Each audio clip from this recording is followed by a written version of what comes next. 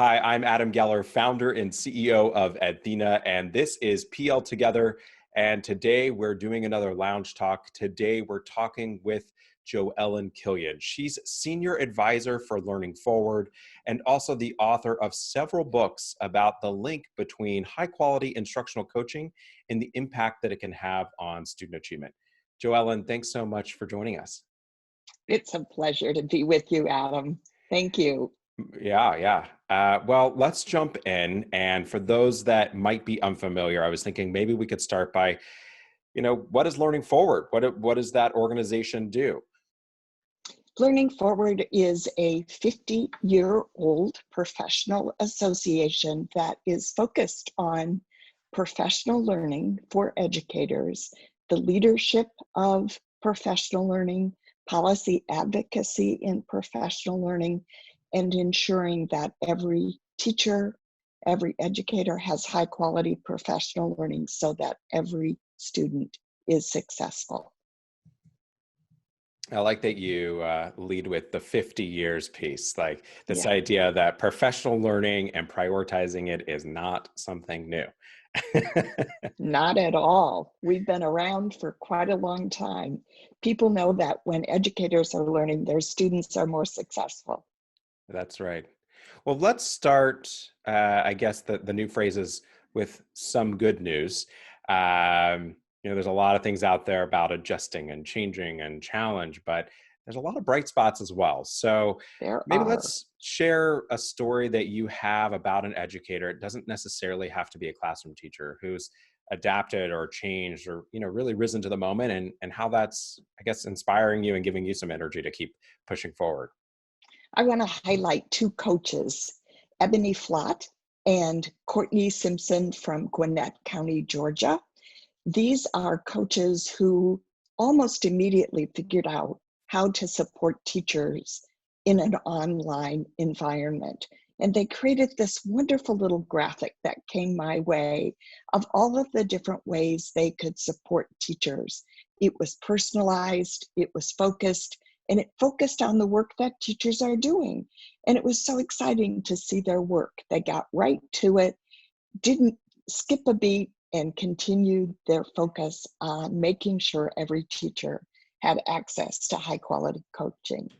So I want to celebrate them, and I want to celebrate all of the coaches and teachers who have figured it out. Yeah, I like that idea of figuring it out, right? It doesn't mean that we've arrived anywhere. It just means that we're progressing, right? We are adapting as the moment goes. Tell us again the names of those coaches, because I suspect some people are going to want to Google their names and image or Twitter or something like that. So tell us again their names, and we know Gwinnett County so that people can try and find them. Right, Ebony Flott, Flott, and Courtney Simpson.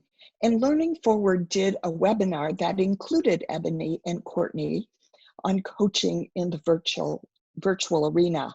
And people will find that on the Learning Forward website, and they'll find access to this wonderful graphic that they created as well. Awesome. So if folks aren't familiar, the website's going to be learningforward.org. That's correct. That's Great. it. Well, let's talk a little bit about teachers. They're adjusting to what teaching looks like. I have been adopting the phrase distanced teaching to try and suggest there's lots of different ways that could look. But in my intro, I said you were someone who thinks about that link between what happens in the classroom and the student achievement. So, has in some ways that link been broken by creating all this distance between teachers and students?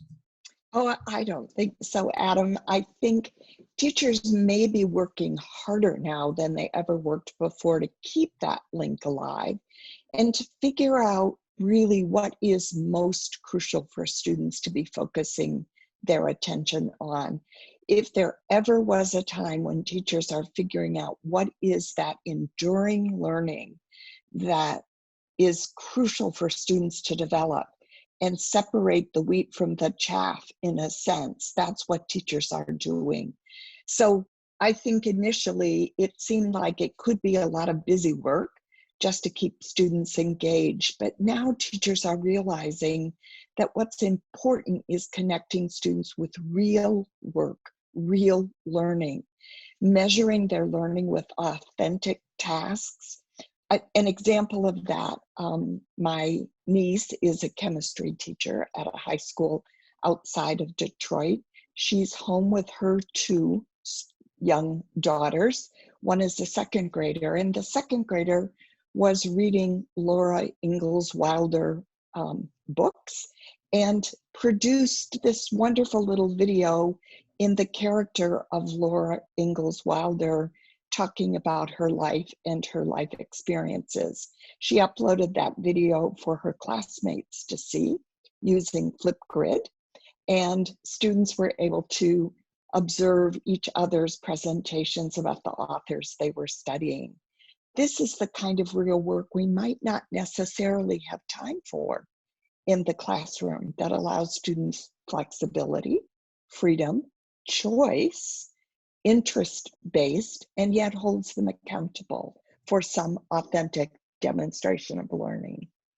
You know, I think what I hear you saying is that it's not that the link's broken, it's that we're redefining how we understand that student achievement.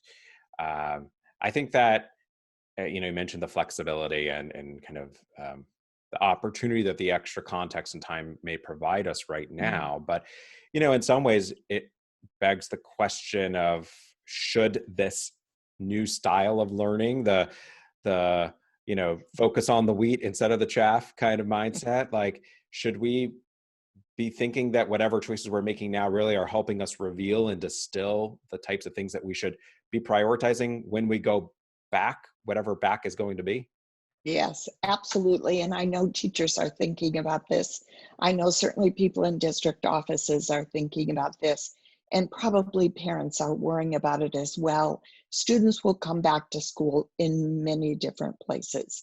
If we ever needed to really hone our ability to differentiate learning, to identify those core expectations for all students, and be able to design the learning experiences to meet students where they are, that's what we need to be ready to do whenever we get back.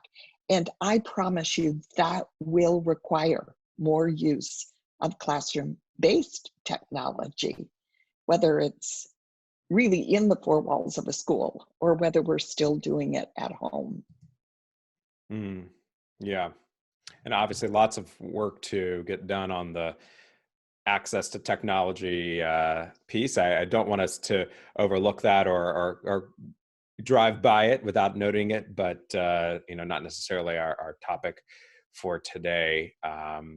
So, you know, thinking still about the teachers and how they're redefining, uh, you know, I don't know about expectations, but how they lead students to success. Let me say, I know one thing that I've been hearing is this question of how hard to push, and I think it's like the kind of tension between the desire to maintain high expectations and the realities of what's happening at home Right. for students. I mean, let's even just take a younger learner who may need some more facilitation. Well, that facilitation requires an adult, and maybe an adult isn't available for 4 hours a day, right? Like there's a whole set of questions around designing these experiences that I think have people asking, like, okay, well, are we still aiming at the same end goal? Like, should I really still be pushing, you know, pushing? So,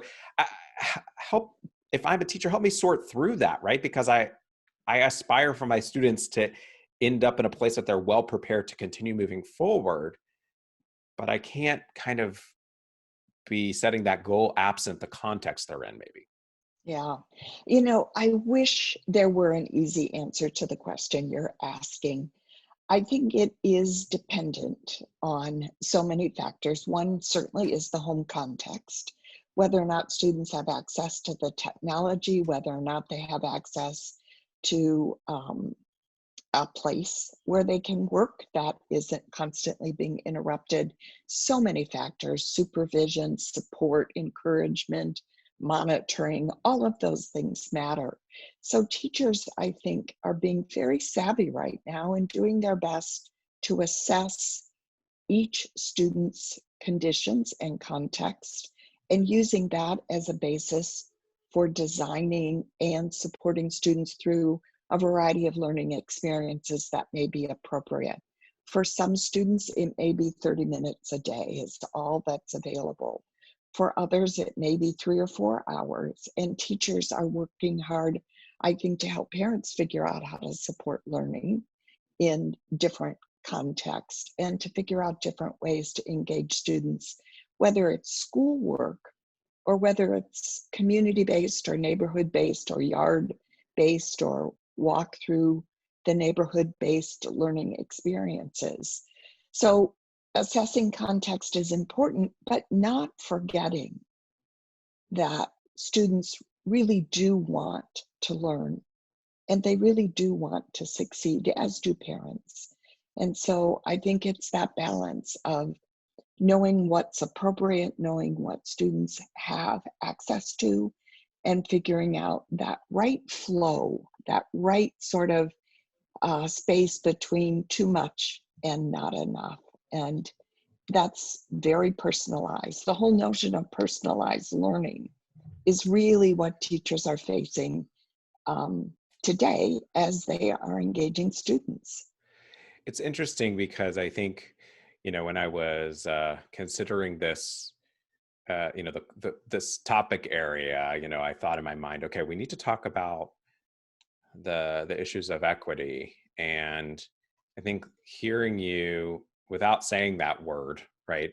It's almost like we can be equitable for our students by maintaining the high expectations, but while also keeping in context and in view what is possible, maybe is the right word, given the current situation for those students. And like you said, like maybe there's a way to go, inventory aspects of the neighborhood that supports certain, skills that you want learners to be developing. And that's a resource that, it's everyone can have. And if that's what is possible, you can still create high quality learning experiences with the tools and context that you have.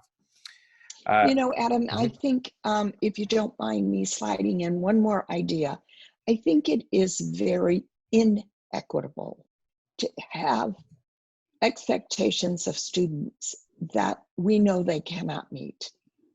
And it is our job as educators to ensure that we are holding the same high standards for all students and designing experiences that will help them achieve those same high standards within the context that is available to them. So equity is really at the root of all of this.